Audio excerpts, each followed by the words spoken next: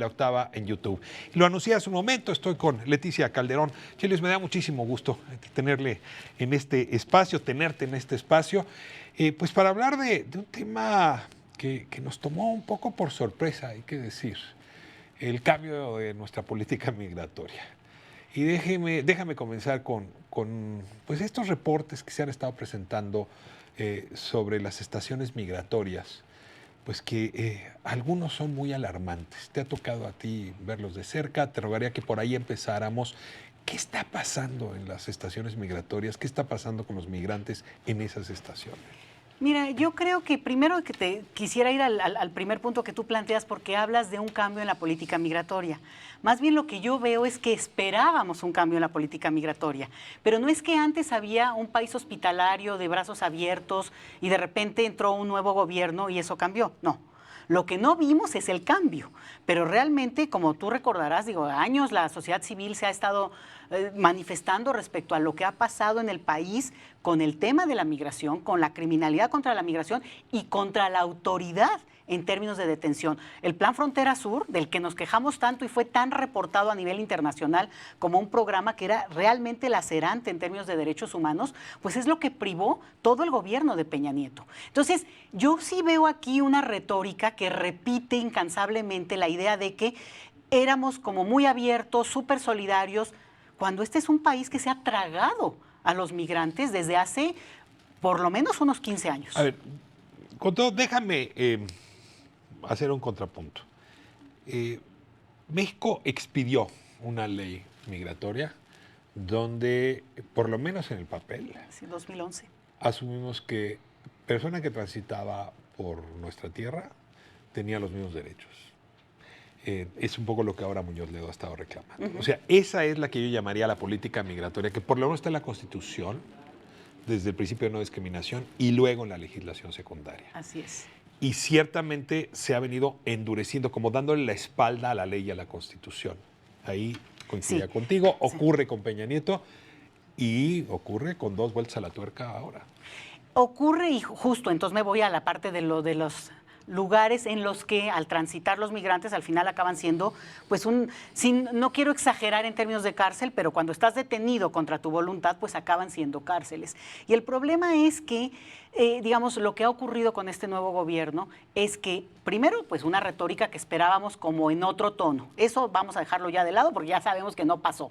Y no es una cosa de que nos pueda venir a sorprender porque ya estamos transitando casi los 8 o 9 meses con esta nueva lógica de detención en la frontera sur. Ya varias veces, además de ayer que presentó Ebrard un informe, se ha hablado del éxito de la detención que el gobierno mexicano ha tenido y que entonces Estados Unidos ha reaccionado favorablemente a eso sin que diga nada. Simplemente, bueno, se da el reporte y ahí están los datos de que ha bajado el número de personas que llegan a la frontera norte producto de la detención en México, ¿no? Entonces eso, pero viene la otra parte y es que en México se ha dado una cuestión mucho más visible hacia grupos que habían sido pues aliados de alguna manera de la protección, del seguimiento, del acompañamiento, y ahí entran la parte de los centros de retención de los migrantes, ¿no? Que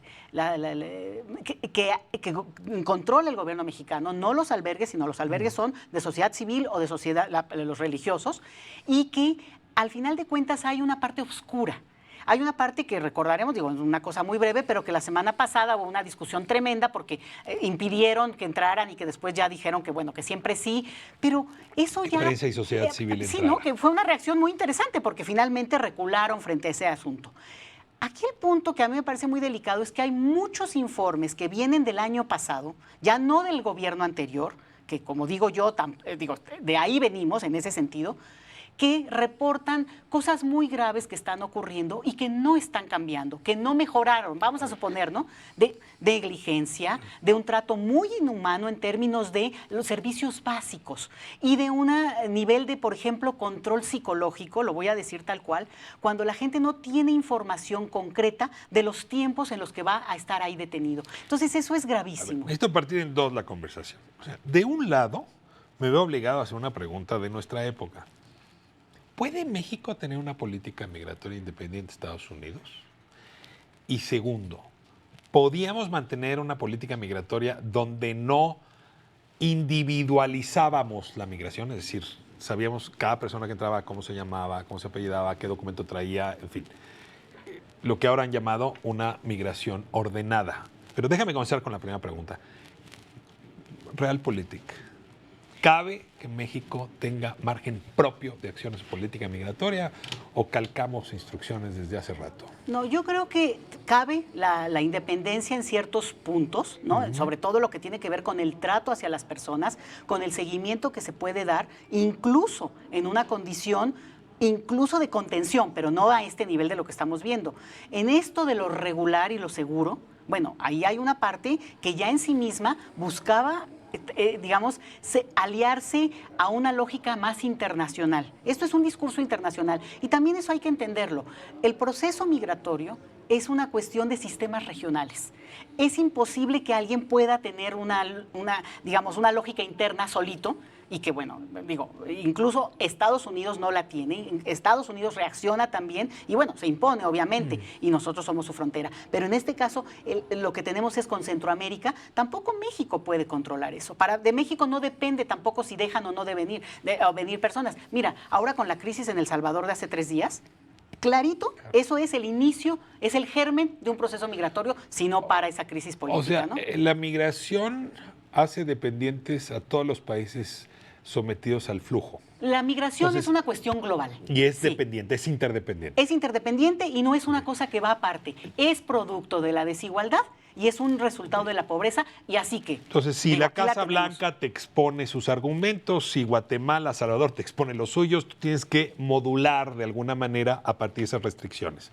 Ahora, el presidente López Obrador, muy en la línea de lo que tú estás planteando, ha dicho que su margen de acción está sí en una migración ordenada, pero siempre garantizando derechos humanos.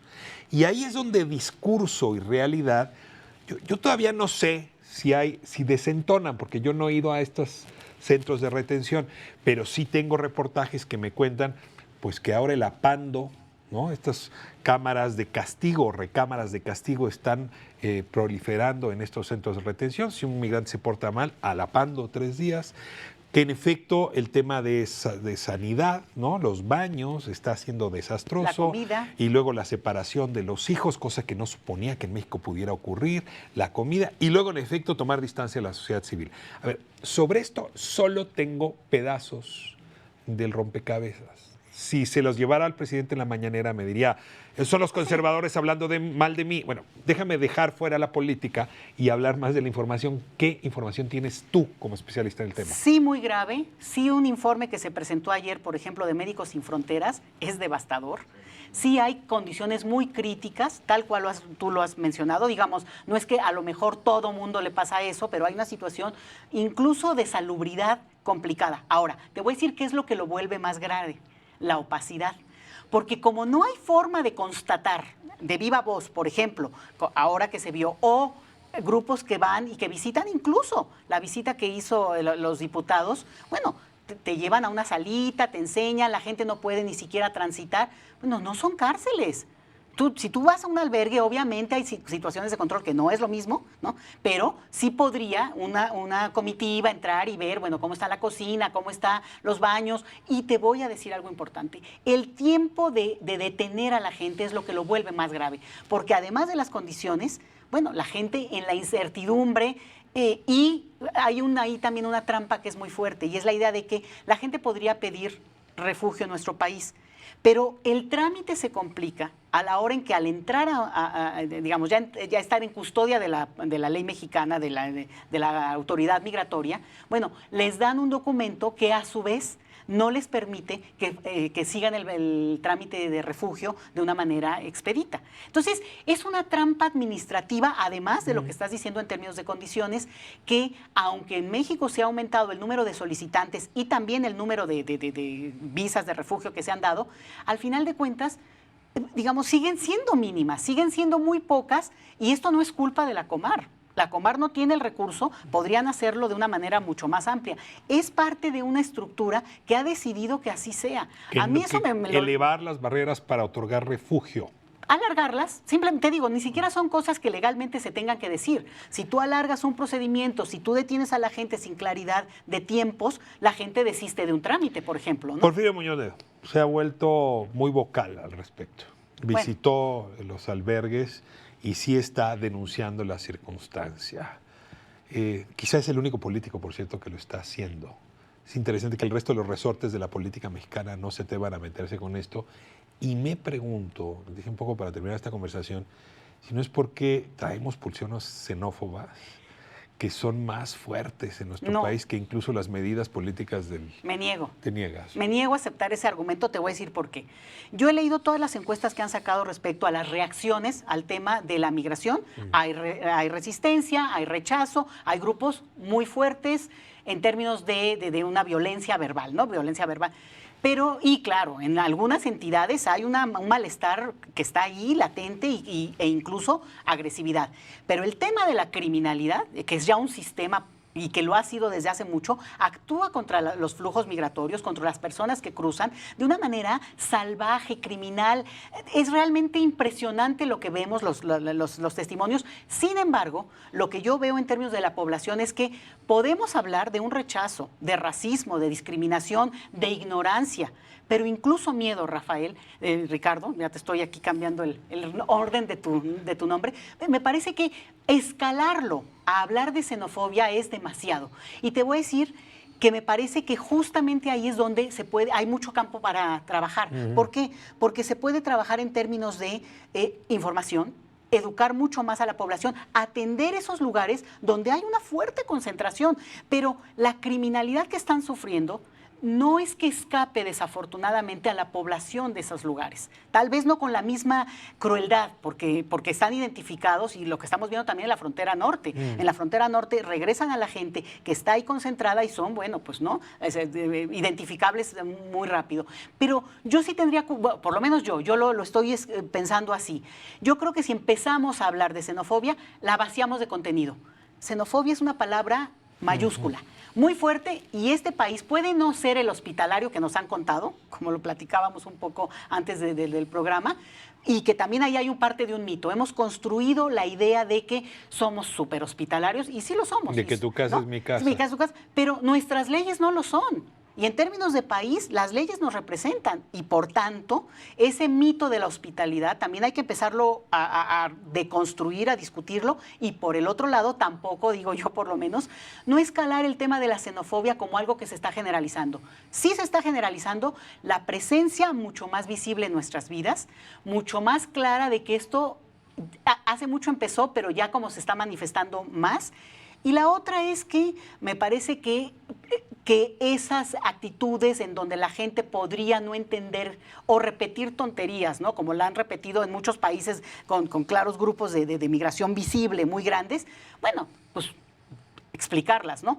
Hay algunas leyes que se han intentado pasar en este país, en este periodo ya de gobierno, que no se han podido avanzar, ¿eh? Te digo una, la cuota de trabajadores por nacionalidad, ¿no? Se sigue privilegiando el hecho de que tengas que ser mexicano de pura sangre, casi, ¿no? Cuando eso es algo que en términos internacionales es flexibilizar tu mercado laboral, porque, y sí quiero decirlo claramente, no constituye ninguna amenaza para el mercado laboral mexicano la población extranjera, y menos el perfil que está viniendo, ¿no?